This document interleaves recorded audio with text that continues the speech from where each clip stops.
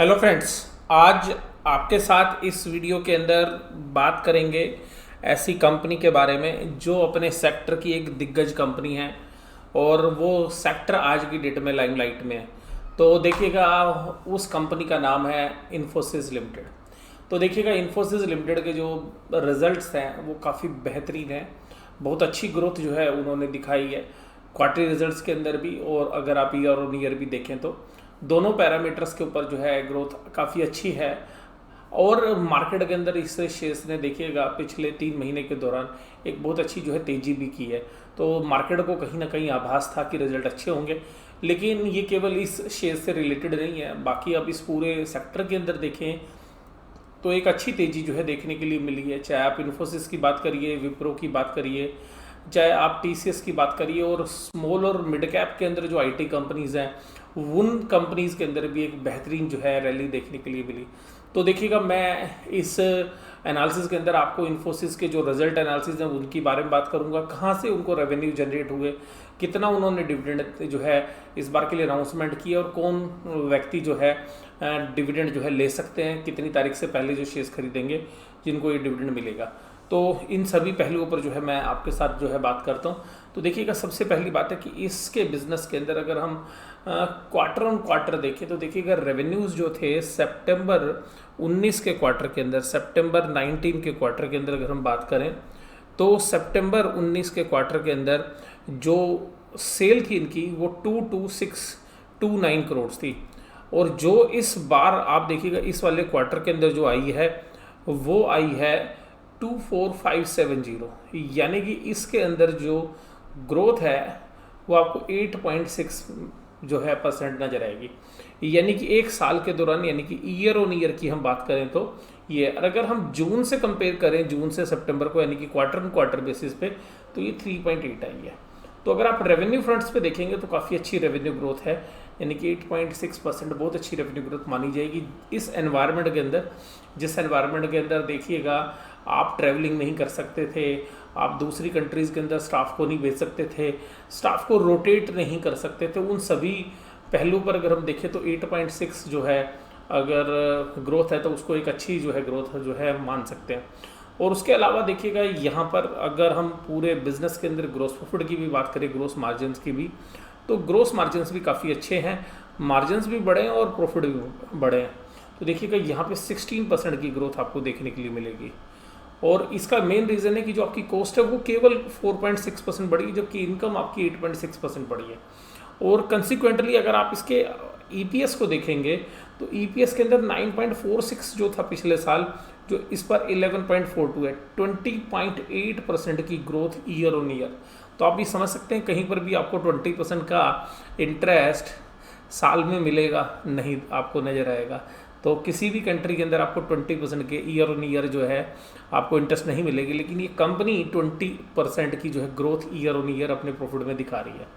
अगर आप quarter on quarter basis भी देखेंगे तो ये जो ग्रोथ है that is 14% in earnings and 3.8% in revenues. और आप ये देखिएगा, ये जो रिजल्ट्स हैं ये मुझे ऐसा लगता है पर्सनली कि मार्केट को पसंद आएंगे, लेकिन शेयर के अंदर एक अच्छा रनअप जो है ऑलरेडी हो चुका है, लेकिन फिर भी मुझे ऐसा लगता है कि यहाँ पे एक रनअप अच्छा देखने के लिए मिल सकता है। और उसका जो रीज़न है वो आपको अगले पेज पर नज़र आएगा। देखिएगा, 12 रुपये का डिविडेंड है।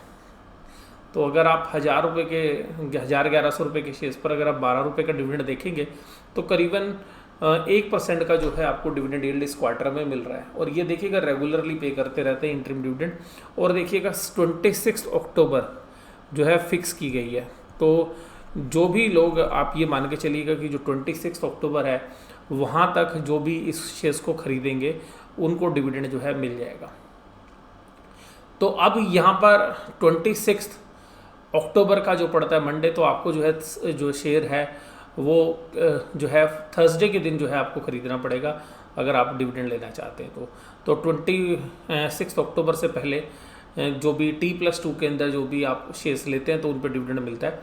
तो अगर कल इस शेयर्स को ख़रीदते हैं तो आपको 12 रुपये के डिविडेंड के लिए आप ऑटोमेटिकली जो है एलिजिबल हो जाएंगे। तो डिविडेंड भी काफ़ी अच्छा है, तो इसका मतलब कंपनी ने जो कमाया वो अपने शेयर होल्डर्स के अंदर भी जो है डिस्ट्रीब्यूट कर रही है। और अगर आप देखेंगे तो 12 रुपये की EPS, 11 रुपये की EPS है और 12 रुपये का डिविडेंड है, तो काफ़ी अच्छा जो है डिविडेंड आपको देखने के लिए मिलेगा। रेवेन्यू ग्रोथ जो है आप देखिएगा क्वार्टर ऑन क्वार्टर 6.1% है और 3.2 है। आप देखिएगा अगर ये कांस्टेंट करेंसी के अंदर देखें तो ये 4% है, यानी कि अगर इसको हम डॉलर टर्म में देखें या आप, तो वहाँ पर आपको ग्रोथ जो है कम नज़र आएगी। लेकिन आप देखिए उसको जब कन्वर्ट करेंगे डॉलर में, डॉलर को इंडियन रुपी में, तो आपको ग्रोथ ज़्यादा नज़र आएगी। इसी तरीके से आप देखिएगा इनकम आई कहाँ से है, कौन से बिजनेस इज लाइमलाइट। और देखिएगा ये हमारे लिए इसलिए भी ज़्यादा ज़रूरी है कि जो दूसरी कंपनीज़ के शेयर्स में जब हम निवेश करते हैं तो हमें यहाँ ये पता चल जाता है कि कौन सा जो सेगमेंट है आज की डेट में लाइमलाइट में रह सकता है। तो देखिएगा मैं अगर आपको बात करूँ तो जो डिजिटल वाला बिजनेस है इनका, क्योंकि ये इनके बिजनेस के अंदर और इनका कोर बिजनेस है जो सॉफ्टवेयर वाला है, वहाँ पर जो रेवेन्यूज़ है 1744। और अगर आप सितंबर 19 में देखें यही चीज़ तो 123 मिलियंस डॉलर के अंदर है, ध्यान रखिएगा मिलियन है ये, और 198 मिलियंस। तो आप ये देखिएगा यहाँ पर कि जो ग्रोथ आई है वो डिजिटल बिजनेस से आ रही है, जो ग्रोथ आ रही है वो डिजिटल बिजनेस से आ रही है 27.4%। तो ये मुझे ऐसा लगता है कि मार्केट को कल पसंद आएंगे रिजल्ट। और जो डिजिटल के अंदर जो ग्रोथ है ईयर ऑन ईयर भी, और अगर आप क्वार्टर ऑन क्वार्टर भी देखेंगे तो वहाँ पर भी आपको एक अच्छी ग्रोथ जो है देखने के लिए मिलेगी, क्योंकि 1389 से 1568 पे गए। लेकिन वहीं अगर आप दूसरी तरफ देखेंगे कि जो कोर बिजनेस है, जो बेसिकली इन्फोसिस का अपना मेन जो पुराना बिजनेस है, वहाँ से जो है इनको ग्रोथ नहीं नज़र आ रही है, वहाँ से जो है डी ग्रोथ इन्होंने की है। लेकिन फिर भी आप देखिएगा 3.2 की जो है ग्रोथ है। ये ध्यान रखिएगा मिलियन डॉलर्स के अंदर है, ये डॉलर रेवेन्यूज़ के अंदर मैं बात कर रहा हूँ। जो अभी मैंने आपको स्टेटमेंट दिखाई थी वो रुपी के अंदर थी, तो ये डॉलर के अंदर है, इसलिए ग्रोथ आपको अलग नजर आएगी। तो डॉलर के अंदर भी अगर डॉलर टर्म में भी देखेंगे तो 3% की ग्रोथ काफ़ी बेहतरीन है, क्योंकि डॉलर के सामने अगर इंडियन रुपी की बात करें तो इंडियन रुपी डेप्रीशिएट हो जाता है, तो वो जो करेंसी डेप्रीशिएशन होता है उसका फ़ायदा तो इनको मिलता ही है, और साथ में किसका फ़ायदा भी मिलता है, दूसरा फ़ायदा मिलता है कि जो आपकी अगर वो 3% वाली ग्रोथ भी है, तो अगर करेंसी डेप्रीशिएट हो रही है तो वो 3% वाली ग्रोथ भी जो है 10-15-20% पे कन्वर्ट हो रही है। तो यहाँ पर आपको ये चीज़ समझनी है कि ये जो मैं आपके साथ रेवेन्यूज़ की बात कर रहा हूँ ये डॉलर टर्म के अंदर बात कर रहा हूँ, तो ये मिलियंस डॉलर के अंदर जो है इन्फॉर्मेशन आपके सामने है। आप देखिएगा किन सेगमेंट से इनको सबसे ज़्यादा पैसा है। देखिएगा इनका जो सबसे बड़ा रेवेन्यू आया है वो आया फाइनेंशियल सर्विसेज से, दूसरा है रिटेल से। देखिएगा फाइनेंशियल सर्विसेज का सारा बिजनेस ना आज की डेट में ऑनलाइन पे, चाहे वो बैंक्स की बात करिए, इंश्योरेंस कंपनी की बात करिए, NBFC का बिजनेस देखिएगा, ये इंडिया की बात नहीं कर रहा हूँ मैं आपको, ये पूरे क्योंकि वर्ल्ड में काम करते हैं। क्रेडिट कार्ड के बिजनेस में देखिएगा तो ये मोर और लेस आप देखेंगे तो ये जो IT प्लेटफॉर्म के थ्रू ही चलते हैं बिजनेस। दूसरा देखिएगा रिटेल में 14.9, कम्युनिकेशन में 12.6, एनर्जी के अंदर 12.3, मैन्युफैक्चरिंग में 9.1, हाई टेक के अंदर 9.1, लाइफ साइंस में 6.8 एंड 3.2। यहाँ से आपको ज़्यादा आइडिया तो नहीं मिलेगा, इस आइडिया को यहाँ से कोरिलेट करने की कोशिश करो कि सितंबर 19 से अब ईयर ऑन ईयर क्या रिपोर्ट हुआ है, यानी कि कौन से सेक्टर में ग्रोथ है।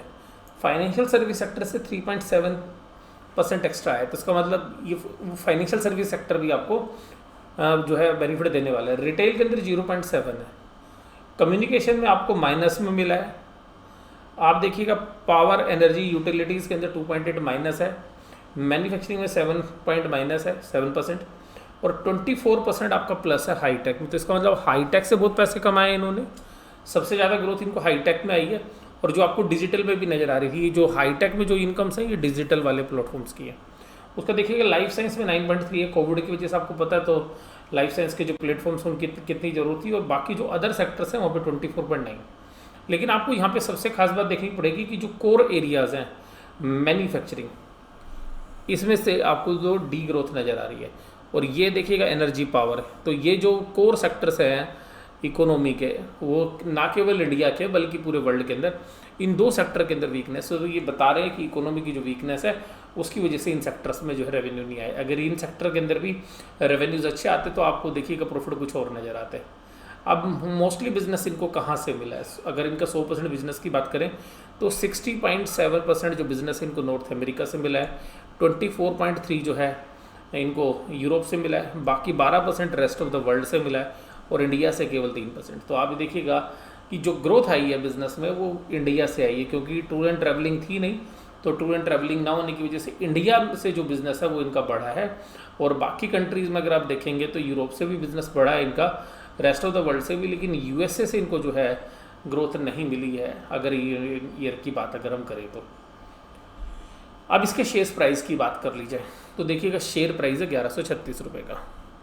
तो ये शेयर्स बहुत अच्छी जो है तेज़ी कर चुके ऑलरेडी, और मार्केट की जो पी है वो 29.27 है। तो अब ये मान के चलिएगा कि देखिएगा 12 रुपये की जो ईपीएस इसने रिपोर्ट की है और आगे इसमें ग्रोथ भी रहेगी, तो आप इसकी पूरे के पूरे ईयर की अर्निंग आप मान के चल सकते हैं कि 50 से 55 रुपये के बीच में ये कमाएंगे। तो अगर ये देखिएगा 50 से मैं 52 रुपये अर्निंग ले रहा हूँ, अगर 52 रुपये की अर्निंग पे भी हम देखें तो 1136 रुपये के जो प्राइस हैं, अगर वो 52 की अर्निंग पे देखें तो 1136 रुपये की जो प्राइस हैं डिवाइडेड बाय 52 रुपीज़ की अगर हम अर्निंग देखें तो देखिएगा आपको यहाँ पे 21.84, तो ये केवल अभी 21-22 के पी पर आ गई है। तो आप ध्यान रखिएगा जितनी अर्निंग ग्रोथ की वजह से पी पर ग्रोथ नीचे की तरफ आई है, तो यहाँ आपको हो सकता है कि कल इसके शेयर प्राइस में एक अच्छी तेज़ी आपको देखने के लिए मिल सकती है। और ये जो है मेरे जो है आपके साथ जो विचार हैं ये केवल प्रोफेशनल विचार हैं, ये हो सकता है कि मार्केट सेम डायरेक्शन में रिएक्ट ना करें। मैं किसी भी तरीके की बाय या सेलिंग रिकमेंडेशन नहीं कर रहा हूँ। आप इस रिजल्ट से जो है केवल एजुकेशनल पर्पज से समझिएगा कि किस तरीके से आगे मार्केट के अंदर इस शेयर्स की री रेटिंग होती है, या एक यहाँ पर एक इंडिकेशन जो सामने निकल कर आता है कि क्या इस तरीके के रिजल्ट्स के बाद शेयर प्राइस पर क्या इम्पैक्ट पड़ते हैं। तो इसको आप एक एज ए एजुकेशनल पर्पजेज़ के लिए जो है इसको समझिएगा, बजाय कि आप इसको शेयर परचेज या सेल करने की कोई रिकमेंडेशन समझने के। और मैं किसी तरीके की बाय या सेल रिकमेंडेशन आपको कर भी नहीं रहा हूँ, लेकिन देखिएगा अक्सर ऐसा होता है कि जब इस तरीके के अच्छे रिजल्ट होते हैं तो मार्केट में जब भी गिरावट आती है तो जो इन्वेस्टर्स होते हैं या कुछ जो ट्रेडर्स होते हैं जो पोजिशनल ट्रेड लेते हैं, वो मार्केट की गिरावट में इस तरीके के शेयर्स को जो है जनरली एक्यूमुलेट करते हैं, और जब अगले क्वार्टरली रिजल्ट्स आते हैं तो फिर इसी तरीके का जो पॉजिटिव यूफोरिया जो है वहाँ पे बना होता है, तो उस समय पर वो लोग एग्जिट कर जाते हैं। तो ये भी बहुत सारे जो लोग एक स्ट्रैटेजी करते हैं, लेकिन ये भी मैं आपको केवल एजुकेशनल पर्पज से बता रहा हूँ। तो मैंने यहाँ पे आपको जो भी इन्फॉर्मेशन दी वो मार्केट के संबंध में, इन्फोसिस के संबंध में दी। आपको ये एनालिसिस, ये इन्फॉर्मेशन कैसा लगा जरूर से ज़रूर आप मुझे कमेंट बॉक्स में बताइएगा। वीडियो देखने के लिए धन्यवाद। Thank you very much.